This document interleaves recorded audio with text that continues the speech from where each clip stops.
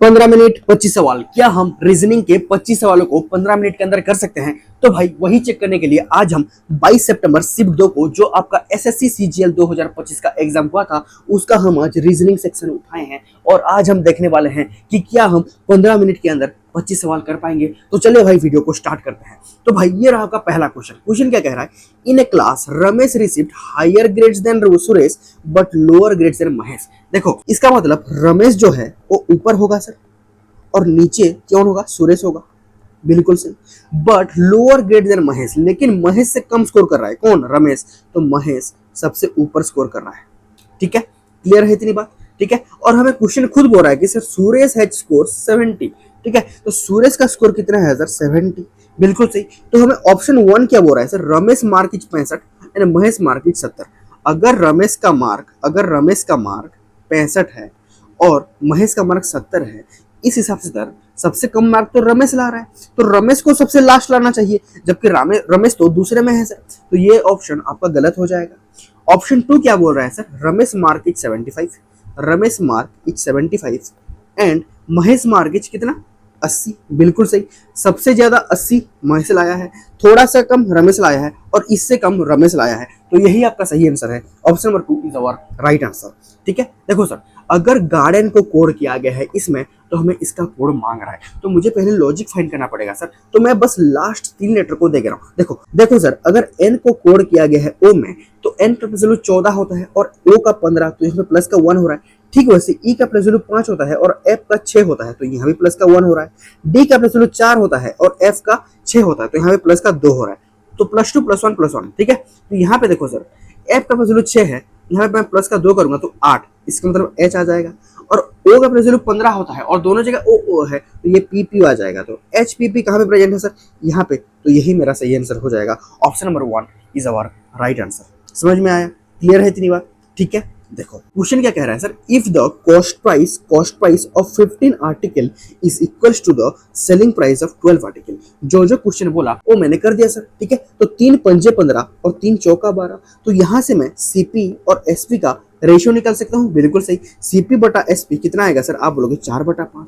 तो सर 4 का सामान अगर 5 में बेच रहे हो तो 1 का प्रॉफिट तुम्हारे हो सर। किसमें सर? 4 के CP में। तो 100 में कितना? 1/4 कितना होता है सर? 25%।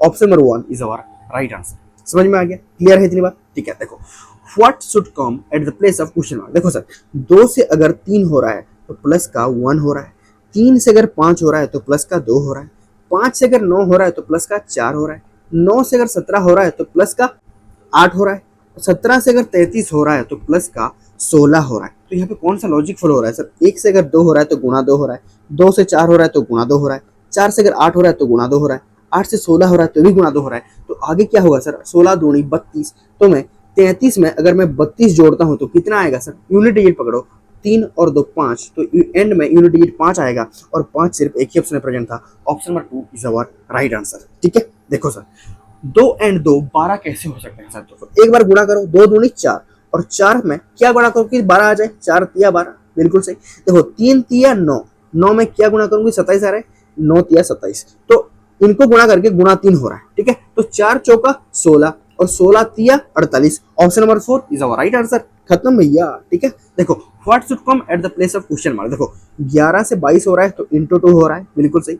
22 से 20 हो रहा है तो माइनस का 2 हो रहा है, 20 से 40 हो रहा है तो गुणा 2 हो रहा है, 40 से 38 हो रहा है तो माइनस का 2 हो रहा है। तो मुझे लॉजिक पता चलेगा, इंटू 2 माइनस 2 इंटू 2 माइनस 2। तो आगे क्या होगा सर? इंटू 2। मैं बस यूनिट डिजिट पकड़ रहा हूँ, 8 दूनी 16 एंड में 6 आएगा, 6 सिर्फ एक ही ऑप्शन में प्रेजेंट था। Option number 1 is our right answer. समझ में आ रहा है?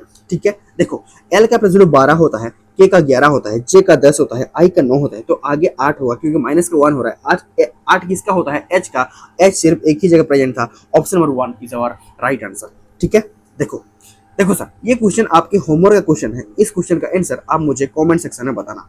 ठीक है, क्लियर है इतनी बात? क्वेश्चन ये बोल रहा है कि which 3 letter combination is different from the rest, मतलब और फाइंड करना है आपको। ठीक है, देखो सर आपको एक वर्ड दिया है एनेस्थेटाइज्ड। ठीक है, इस वर्ड के लेटर को लेकर हम कौन सा मीनिंगफुल वर्ड बना सकते हैं? हमारे चारों ऑप्शन में से हमें वो फाइंड करना पड़ेगा। देखो सर पहले ऑप्शन में ओ प्रेजेंट है, और चौथे ऑप्शन में भी O प्रेजेंट है। दूसरे ऑप्शन में M प्रेजेंट है, जबकि O और M कहीं भी यहाँ पे प्रेजेंट नहीं है, तो ये तीनों आपके वर्ड नहीं बन सकते। तो जो बच गया option number 3 is our right answer. आपको ऐसे क्वेश्चन को डील करना पड़ेगा। समझ में आ रहा है? देखो सर, देखो A का प्लस 1 होता है, C का 3 होता है, F का 6 होता है, J का 10 होता है और O का 15 होता है।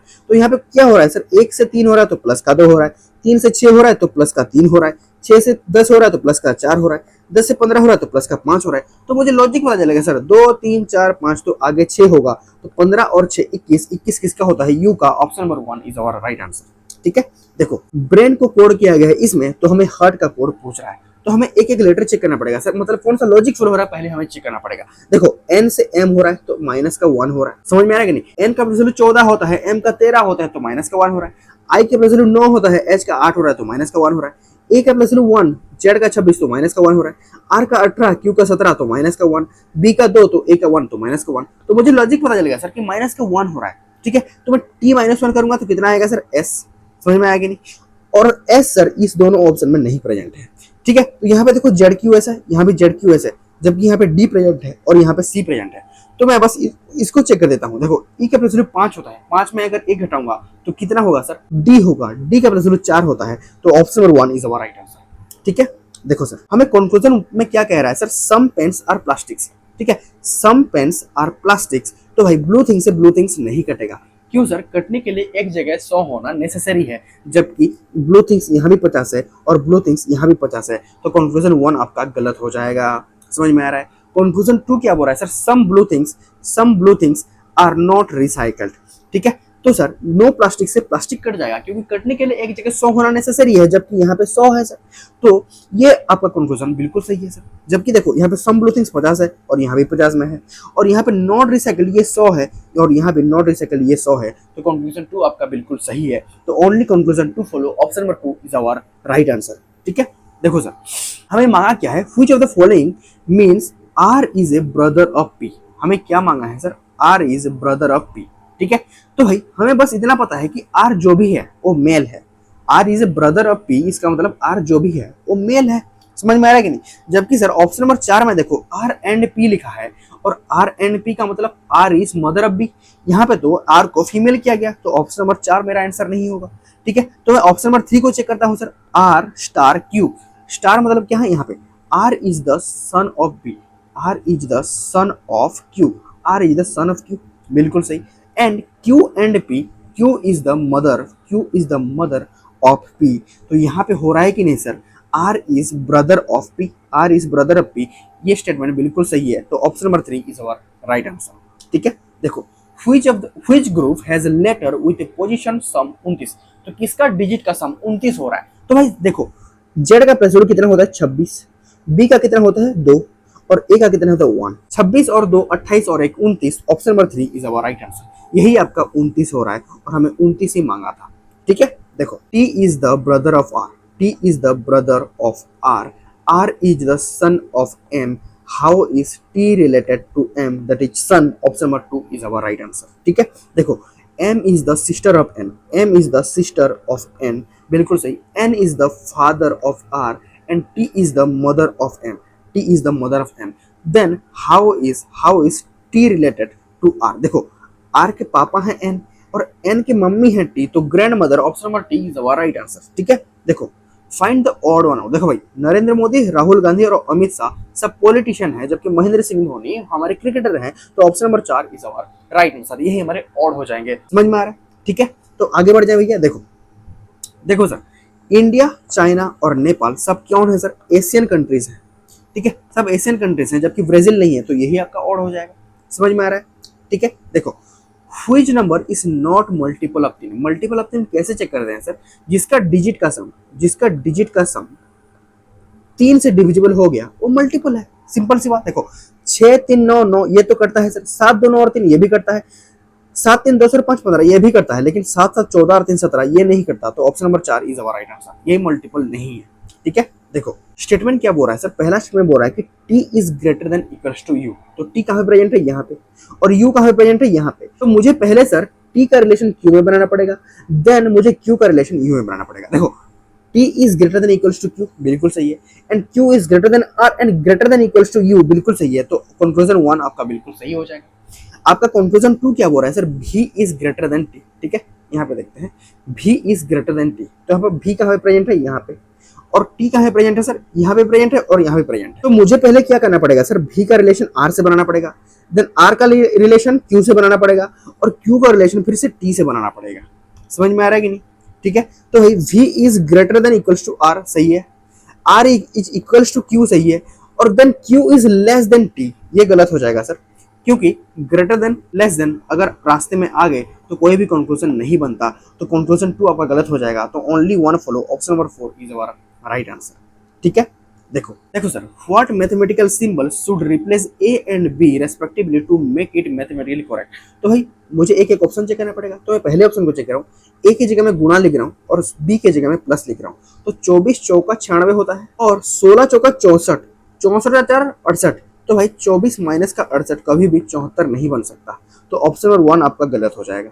ठीक है, देन ऑप्शन नंबर 2 को चेक करते हैं सर। देखो प्लस और गुणा, तो ए की जगह मैं प्लस लिखता हूँ और बी की जगह गुणा लिखता हूँ, 24 चौका 96, और 14 में 4 घटाऊंगा तो 10 आ जाएगा, 10 प्लस 16 चौका 64, 64 और 10 74, ये बिल्कुल सही है सर। तो option number 2 is our right answer. ठीक है, देखो find the smallest number which one divided by 8 9 12 leaves a reminder 5 in each case. देखो सर, अगर आप इस क्वेश्चन को डिटेल में करना चाहेंगे, अगर डिटेल में करना चाहेंगे तो आपको करना ये पड़ेगा सर, आपको एलसीएम लेना पड़ेगा किसका सर? 8 9 12 का, और आपको प्लस का 5 करना पड़ेगा, क्योंकि आपको रिमाइंडर चाहिए 5। आपको ये सब करना पड़ेगा, लेकिन मैं बोल रहा हूँ सर ये करने की नीड ही नहीं है। देखो सर, मुझे क्वेश्चन खुद बोल रहा है कि 9 से डिवाइड करने पर रिमाइंडर 5 बच रहा है, तो मैं ऑप्शन को चेक कर रहा हूँ। देखो सर 7 7 14, 14 को अगर मैं 9 से काटूं तो रिमाइंडर 5 बच रहा है, तो यही मेरा सही आंसर हो जाएगा। Option number 1 is our right answer. समझ में आया? समझ में आ रहा है कि नहीं? अगर आप डिटेल में करना चाहें तो भी कर सकते हैं। 8 9 और 12 का एलसीएम कितना आएगा सर? 72, 72 में अगर आप 5 जोड़ेंगे तो 77, यही आपका सही आंसर है। समझ में आ रहा है? ठीक है, देखो देखो सर, आपको एक एड्रेस दिया है, इसे आपको मैच करवाना है। ठीक है, तो भाई यहाँ पे देखो HIG 12 कैसे लिखा गया है, देखो, और यहाँ पे HIG 12 और यहाँ पे HIG 21 लिखा गया है, तो ये दोनों ऑप्शन आपके आंसर नहीं हो सकते सर। 1 और 4 आपके आंसर नहीं हो सकते।